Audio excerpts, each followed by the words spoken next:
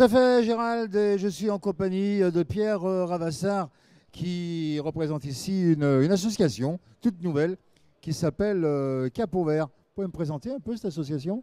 Oui, bien sûr. Bonjour. Donc, notre association Capot Vert, sous ce sigle, on a réuni 5 prestataires du tourisme qui se sont réunis pour proposer des journées multi-activités à des groupes organisés, CE, écoles ou associations.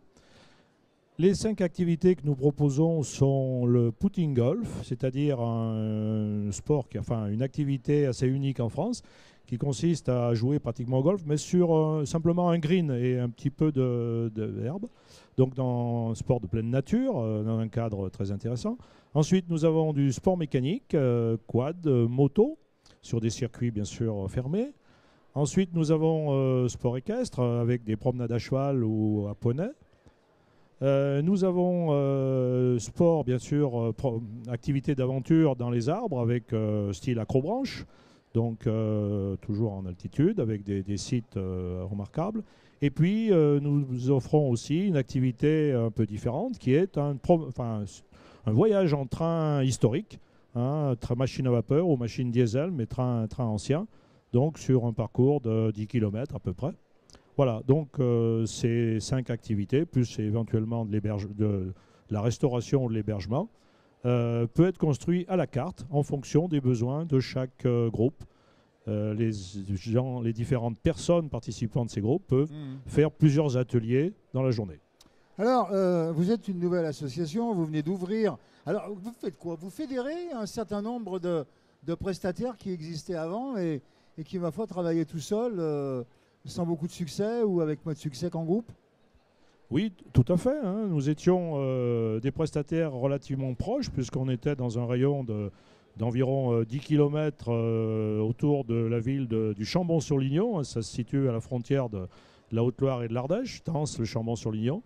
Et donc ces prestataires travaillaient de manière individuelle et nous avons jugé intéressant de nous regrouper à la fois pour mieux communiquer et pour offrir un produit un peu différent. Bon, on travaillait surtout avec l'individuel, un petit peu les groupes, mais c'était difficile de communiquer là-dessus. Et là, en offrant plus de choix d'activités, plus de variétés, nous espérons toucher un plus large public.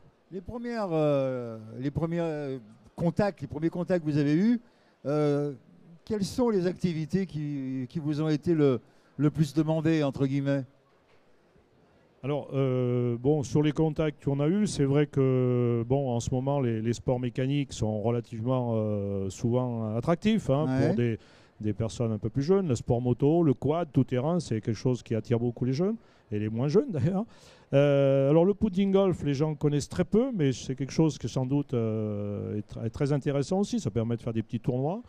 Le train, c'est une chose différente. C'est le groupe. Donc, bien sûr, le groupe dispose entièrement du train. C'est assez demandé. Voilà. Et puis, l'acrobranche, c'est effectivement plus un petit peu individuel et pour des gens plus jeunes. Mais je crois que tous les produits sont intéressants à partir du moment où ils touchent une catégorie un petit peu différente.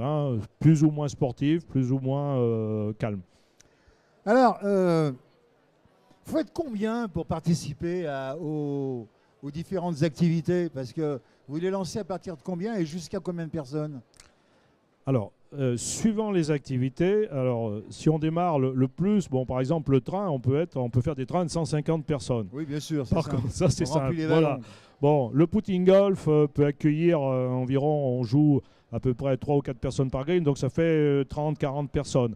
Par contre, des activités comme les motos ou l'équitation, c'est plutôt des groupes de 10-15 personnes qui peuvent passer une heure et puis après on peut intervertir les groupes. Donc ce qui fait qu'on vise des groupes de l'ordre d'un quart à peu près, de l'ordre de 50 personnes. Vous avez plusieurs entreprises qui se présentent pour le même jour, pour les mêmes activités. Comment vous faites? Vous fédérez? Vous voyagez? Alors, ce qu'on envisage. Alors on envisage plutôt, si vous voulez, d'avoir un groupe par jour, parce que déjà, cette année, on se rôde, on a peu de recul puisque ça vient de démarrer. Donc on envisage plutôt de concevoir avec l'entreprise ou l'association ou le CE, de construire avec lui un programme sur une journée, éventuellement avec le transport prévu dedans, le car, l'hébergement, et puis donc de construire avec lui cette journée, d'évaluer financièrement, et puis ensuite de la réaliser sur place. Voilà, donc c'est un petit peu comme ça qu'on pense travailler. On va éviter d'avoir trop de groupes à la fois parce qu'on aurait des difficultés à gérer. Bien sûr. C'est de tout petits prestataires. Souvent, c'est un salarié, voire deux salariés. Voire, nous, le train, c'est essentiellement des bénévoles. Donc, faut qu'on puisse être réactif vis-à-vis de demandes. La fourchette de prix, selon les activités, ça peut être combien à combien par... Alors, les ordres de prix, c'est de l'ordre de... Certaines activités sont autour de 10 € par personne, à peu près. Donc, bon, voilà, c'est l'ordre de grandeur. Après, ça peut fluctuer entre 8 et 15. Bon, c'est vrai que les activités de sport mécanique sont un peu plus chères que les activités, je dirais, de Poutine Golf, puisqu'il y a du matériel qui est mis en jeu, et puis il y a des carburants, il y a des choses d'assurance. Alors, le site internet, où on peut aller découvrir tout ce que vous proposez? Alors, le site internet, bien sûr, on est plusieurs prestataires, mais pour plus de facilité, c'est www.rion d'aventure, donc RIONDE, aventure, en un seul mot, .com. Merci. Merci à vous. Voilà, Gérald, on se retrouve dans une poignée de minutes avec Bernard Rive et Jacques Lambert pour la conclusion de ce salon. À tout à l'heure.